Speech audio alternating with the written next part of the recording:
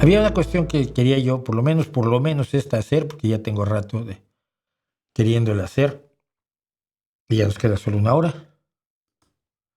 Mi perro y la idea de Dios. Esto que les voy a leer, lo escribí hace un montón de años, cuando mi perro era el señor de la izquierda, don Teco Jones, también conocido como el perro homeópata, pero que tenía su diploma de experto en homeopatía, expedido por los laboratorios Boagon de Francia, que es la mayor empresa organizadora de la charlatanería homeopática, pero que también es aplicable a mi actual compañero de, de andanzas, que es el señor Balto Cando los Cojones, Baltito, que es actualmente mi perro, y más bien el perro de mi hijo, porque dice que es su perro, que yo nomás estoy ahí para darles de comer a los dos.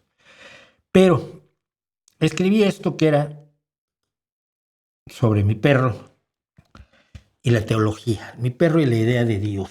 Y creo que es interesante. Mira, yo sé que mi perro no es una persona, ¿ok? Nuestra relación como perro y ser humano se levanta sobre esa base. Yo no soy un perro, él no es una persona. Eso no resuelve todas las cuestiones que sugiere la extraña, peculiar, singular relación, porque no hay otro par de especies que tengan una relación como la que tenemos nosotros con nuestros perros, a quienes, insisto, no merecemos. Mi perro, cualquier perro que haya yo he tenido varios, queridísimos, Lucky, Cosmos, estos dos,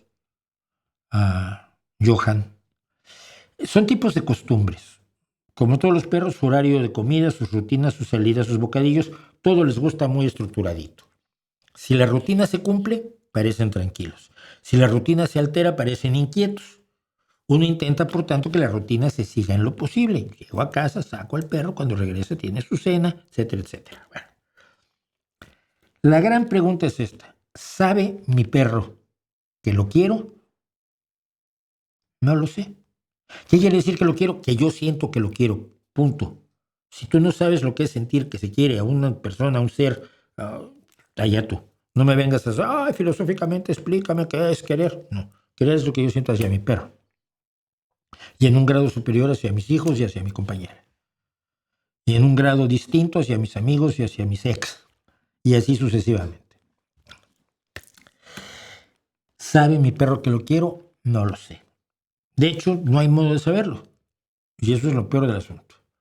Si se acerca a mí para que le dé comida o agua o caricias, ¿se entera de que lo hago por cariño? ¿O me ve nebulosamente como una máquina dispensadora de satisfactores para sus necesidades? Si aprieto una palanca y cae comida, ¿no? ¿Percibe que la caricia que le doy es una expresión emocional o solo se centra en sus propias emociones y disfrute? No le da igual el origen de mi caricia, lo que le da gusto es que lo acaricien porque siente bien. Si eso no se puede saber, y no se puede saber, o sea, hasta ahora no tenemos mecanismos para saberlo, menos aún se puede saber si mi perro a mí me quiere. Si algún perro quiere a la gente que le rodea y que satisface algunas de sus necesidades o todas. Incluso el indigente que le da de comer a sus perros prioritariamente y él solo come si sobra, y conozco casos, no tiene modo de saber si sus perros se dan cuenta de lo que pasa, si les tienen cariño, si se sienten agradecidos. Nos gusta interpretar algunas secciones de nuestras mascotas en términos humanos. Esto es lo que los etólogos llaman antropomorfizar y que algunas personas llevan al extremo de tener perrijos y perrahermanos. Nos gusta reflejarnos en nuestros animales, los vemos como seres iguales que se alegran, se entristecen, que temen, que sueñan, que tienen rencores y planes, que son coquetos o tímidos, que sienten al menos de manera equiparable a nosotros. Y cuando cometen alguna atrocidad y vas y les dices, ¿qué es esto? ¿Qué hiciste? Se comportan como si tuvieran un cierto sentimiento de culpabilidad, o así lo queremos interpretar nosotros. Pero esa visión nuestra es imprecisa, es sesgada y especula sobre una subjetividad, la del perro, que nos es totalmente desconocida. Las motivaciones internas que puedan tener nuestras mascotas para explicar sus acciones son caprichosas, nos las imaginamos.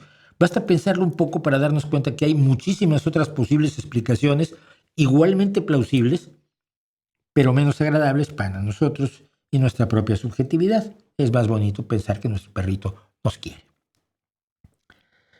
En realidad no importa. Y eso es lo fundamental. Sí, me gustaría que mi perro me tuviera cariño como yo siento que le tengo a él, pero ¿qué importa si no me lo tiene?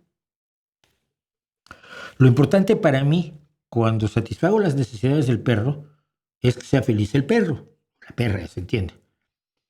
Si lo acaricio y se queda en el sitio y además protesta si dejo de hacerlo, que lo hacen, no es del todo descabellado concluir que lo que hago le da cierta satisfacción, le da cierto gusto. Un conductista cuadrado diría que la caricia es reforzadora, así sea solo de la poca conducta que representa mantenerse sentado junto a mi silla mientras lo acaricio. Darle esa satisfacción, para mí, es agradable. Sería absurdo que mi satisfacción se derivara de lo que sienta mi perro hacia mí, ¿no? Lo único razonable es que se derive de lo que mi perro sienta gracias a mí. Si lo acaricio porque lo quiero y eso lo hace feliz, debería bastarme sin esperar que él me quiera, por mucho que me guste suponerlo. Es curioso pensar que esa posición moral, bastante elemental, por cierto, está tan por encima de la posición de los dioses que la humanidad se ha inventado. Dioses cuya benevolencia y satisfacción no proceden de la felicidad de sus criaturas. Los dioses no son felices porque sus criaturas sean felices y coman bien y estén sanos y se escuchen musiquita. No. De hecho, estos dioses deberían tener con sus criaturas una vinculación mucho más estrecha de la que tenemos nosotros con nuestros perros. Él los creó, nosotros fuimos a la protectora o alguien tuvo cachorritos y nos pasó a uno o lo compramos todavía, ¿no? Si nos imaginamos que los dioses fueron los amorosos creadores de sus criaturas, vemos que deberían tener una relación mucho más emocional hacia ellas, ¿no? Pero cuando estudiamos la historia de los dioses que nos presentan los religionistas, los creyentes, vemos que su mezquina felicidad, su triste satisfacción de los dioses, proceden de la adoración que les impartan sus criaturas.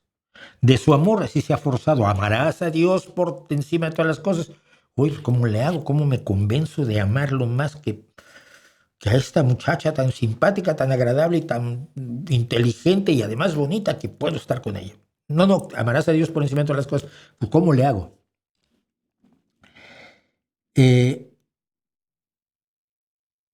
Su mezquina felicidad, decíamos, de estos dioses, procede del temor que le podamos tener sus criaturas, de su reverencia, de sus oraciones, de sus sacrificios. ¡Ay! Me compré un gato para sacrificarlo a la diosa Set, que se hacía mucho entre los egipcios en los años en que Set era una de las diosas más importantes, y esto le costó la vida a literalmente millones de gatos.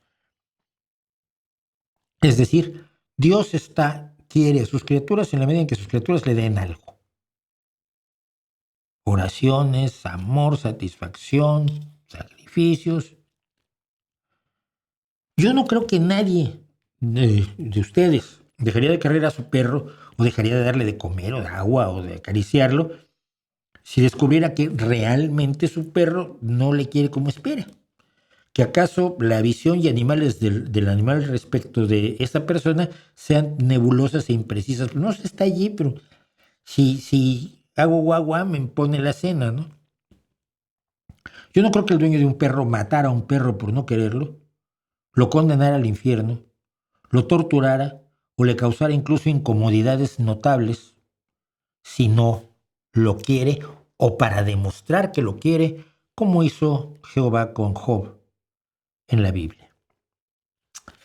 Y finalmente pensaba yo que es muy inquietante pensar que los dioses que hemos creado son menos morales que cualquiera de nosotros, de cualquier persona mediana, no especialmente virtuosa, que le tenga cariño a su perro, o a su gato, o a su hámster, o a su boa constrictor, o a su ñu, o a su león, o a su gorila, o al animal que tenga por mascota y compañero, y que siente que lo quiere, y le gustaría pensar que es querido, pero no teniendo la certeza, tampoco pierde el sueño por eso.